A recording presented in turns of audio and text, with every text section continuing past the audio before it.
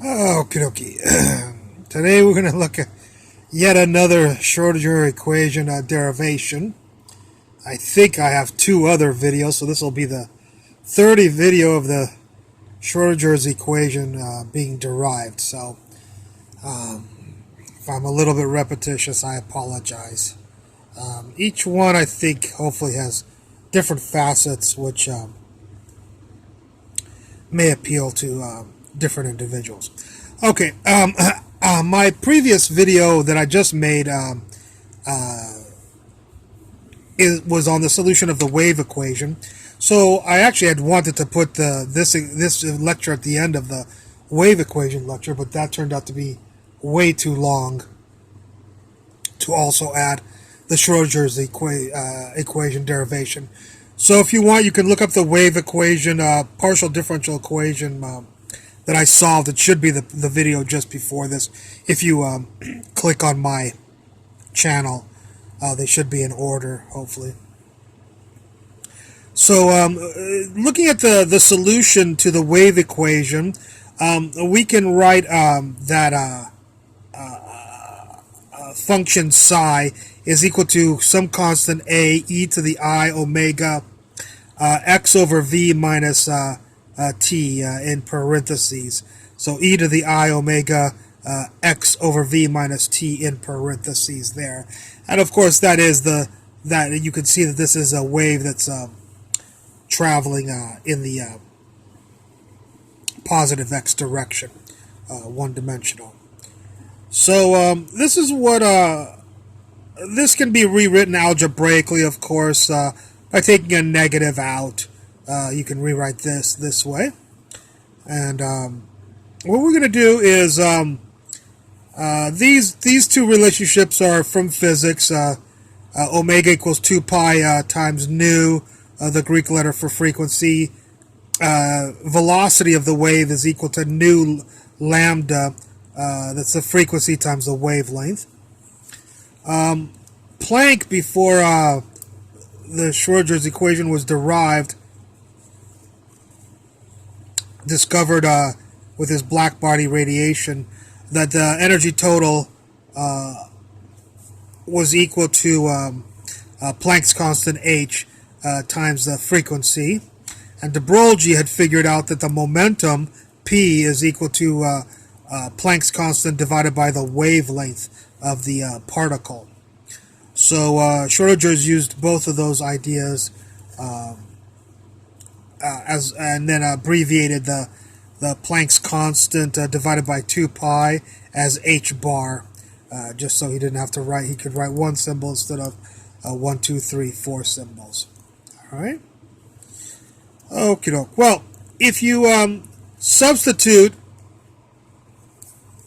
all of these quantities into here, you should get this function here, namely psi equals a e to the negative I over h bar, parentheses energy times time minus momentum times x, close parentheses, okay? Next what we'll do is we'll take two derivatives of this, two partial derivatives of this, with respect to x. So psi xx of this will equal this, because two negative p's will pop out, so that'll be a positive p squared, which is right here. And what also will pop out is 2 negative I over h bar. So here's the h bar squared. I squared is negative 1 times a negative is positive there. Okay. Now then, we'll take one derivative with respect to time of this. And so the e to the negative I, e, and h bar will pop out. E negative, e, I, and h bar. And you might say, well, what happened to the a, e to the stuff?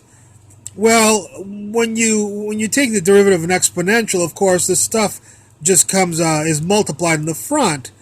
So when when negative I h bar e pop in front, you'll still have a e to all this stuff. But a e to all this stuff is just psi. So instead of writing all of this, why don't we just say it's psi, negative e I h bar. Okay, just more compact. So that's why there's a psi here and a psi here, is because all of this is psi, and the derivative of an exponential simply is multiplicative constant out in front. Okie dokie. So if you take two derivatives, partial derivatives with respect to x of this, you'll get this. And if you take two partial derivatives of this, one partial derivative of this with respect to time, you will get this. Solve for p squared algebraically here. So you get a negative h bar squared psi xx divided by psi. Solve for e here. You'll get e equals h bar negative I on the bottom. Psi t and divided by psi. You have a negative, and then an I on the bottom. You can multiply by I, give you a negative 1, which will cancel with a negative, and multiply the top by I. So if you do a little bit of algebra here, you will get this, which is h bar psi t I divided by psi. Okay, well, here's our equation for particle. And that is namely that the total energy equals the kinetic energy plus the potential energy of the particle. So our question is, do you know the total energy? Yeah, it's this guy right here. And so we'll take these people and plug them in here, and there they are right there. Do you know who p squared is? Yeah, it's all these people. So negative h bar squared, psi xx, and then a psi. You have the mu is the reduced mass of the object, the two objects here. For instance, like the hydrogen is the proton and the electron. So you'll have mu. So this is equal to this. This is these are equal to this plus, and v is v here. We'll multiply through by psi. So we'll get h I psi t equals negative h bar squared psi xx. And then multiply through by psi. Psi is gone, and psi will be up here. All right. You might wonder, what is this del squared? Of course, this is one-dimensional. Of course, we'd like a three-dimensional equation, and so psi squared is equal to the partial squared x, partial squared y, and partial squared plus the partial squared z. So this is, I assume you know what the del squared means there. So it's del squared psi there. All right. One other thing I wanted to mention real quickly here is what are called operators in quantum mechanics. So if we do a little bit of algebra to this and just leave p squared psi and scoot everybody over, we'll get p squared psi equals negative h bar squared partial. And this time I've written it out mathematically in a different form. So it's partial squared x squared, but that's the same as psi xx. But I've written it out so you can see it a little bit better, that p is an operator, and the operator would obviously have to be I h bar partial x in order for p squared to be negative h bar squared partial squared with respect to x.